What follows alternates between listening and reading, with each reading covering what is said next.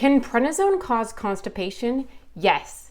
In today's video, I'm going to cover first, why prednisone causes constipation, second, what you can do about it, and third, what you need to avoid to make sure that what you're doing doesn't worsen your situation. So I'm Dr. Megan, your prednisone pharmacist, and let's explain why prednisone causes constipation. First of all, prednisone is well known to mess with the gastrointestinal system. From the mouth to the anus, prednisone is messing with the lining of the gut. If taken with things like ibuprofen, it can cause a drug interaction that can cause holes or ulcers in the gut lining. And so prednisone is doing a miracle by saving lives and decreasing inflammation, but it is thinning or changing the lining of the gastrointestinal system. And it's also known to affect the flora or the balance of the bacteria and fungus and things in your gut. So prednisone just messes up your gut, all right? So that's the first reason. The second reason is that prednisone is changing your body's water, salt, mineral balance. Specifically, it is changing your potassium, and it's causing low potassium. That's because it's causing high sodium. Now, if this is a little bit too confusing for you, just realize that you might feel the way this woman describes it. This prednisone warrior says, I'm almost at the end of week 3 of 40 milligrams a day of prednisone, and the stomach bloat is real. I feel like a gremlin is pushing a watermelon against my belly button. It is as if I can feel it push and distend, expand. To me, that almost sounds like the feeling of when my babies would be kicking on my belly when I was pregnant in the last trimester. That's what it feels like, and it even looks like while on prednisone. People are accused of looking pregnant. When's the baby coming? And you're not. It's just swelling, distension, bloating, gas. Not necessarily gas, just swelling, all of this water retention. And so it's because there's too much sodium, too much salt, and too little potassium, and it's just messing with the water balance. One of the main causes of constipation is that the gut contents are not wet enough. The water balance has been messed up. And so that's one of the main causes of prednisone, constipation. And number 3 reason that prednisone causes constipation is because it's messing with magnesium. This is another mineral that has to be in the right balance in your body, or it can throw things off, like your bowels.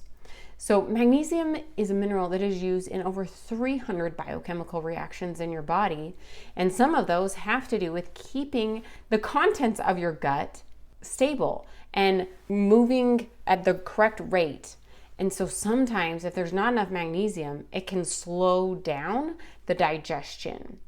And often people are given an enema that might contain magnesium to clean them out.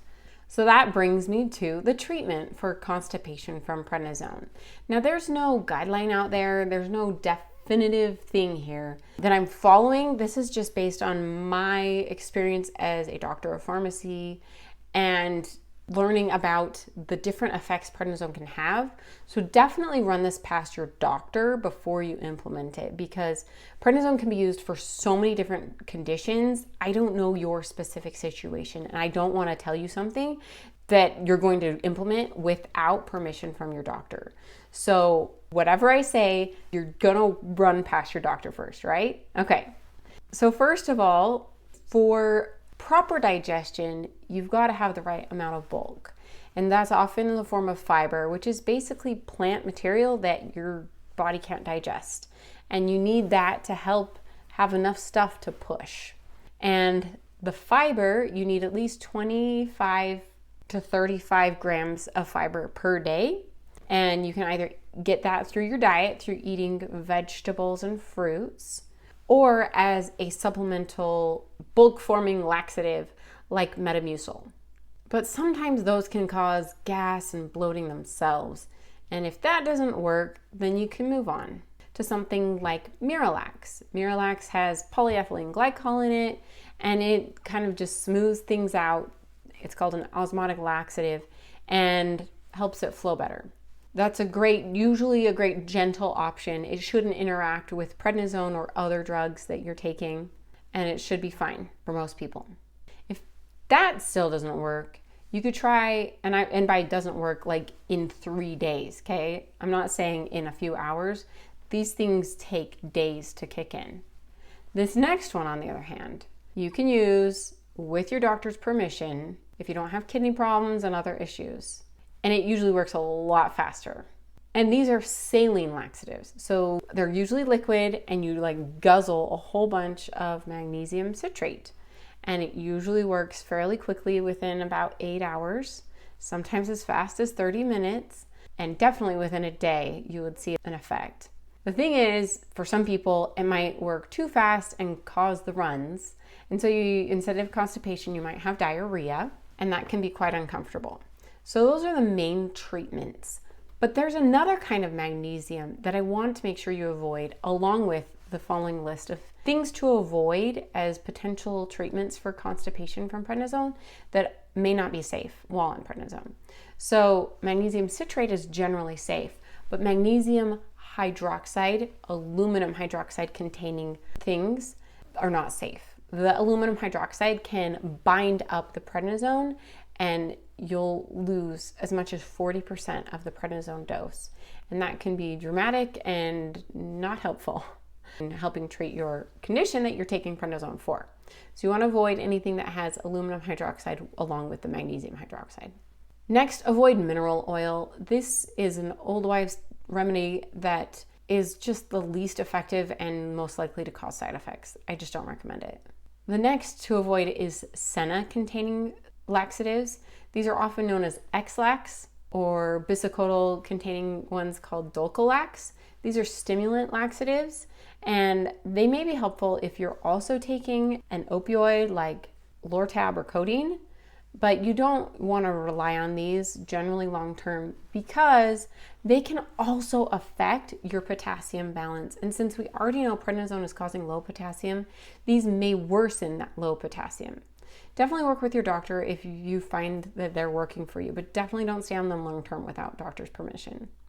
Finally, there are a lot of quack supplements out there that are going to tell you that they're going to clean out your liver and your gut and do all these things. And they may have ingredients in them that either they're not advertising or that you don't know but have a drug interaction with prednisone or your condition. And these can be quite dangerous for people on prednisone who are trying to clean out their gut or clean out their liver. And I just don't recommend them. In general, they're not a good option while on prednisone. We just really need to be so careful with what you're doing to your body while on prednisone. I have a whole video of things to avoid while taking prednisone. I highly recommend watching, with several other things to avoid. So in general, I recommend avoiding these natural remedies. However, there are certain things you absolutely do need, and I've mentioned a few already. You need potassium and you need magnesium. One of the other great kinds of magnesium that you could take is magnesium glycinate. Magnesium glycinate is a great combination of magnesium to help with your gut health and having smooth bowel movements. But the glycine is also helpful for having a calm mood and feeling restful when you're trying to fall asleep at night. And those, along with many other ingredients, you need to replenish, to give back what prednisone is stealing so you can feel like yourself again. And I created a supplement designed specifically for people taking prednisone that gives back all those nutrients that you need.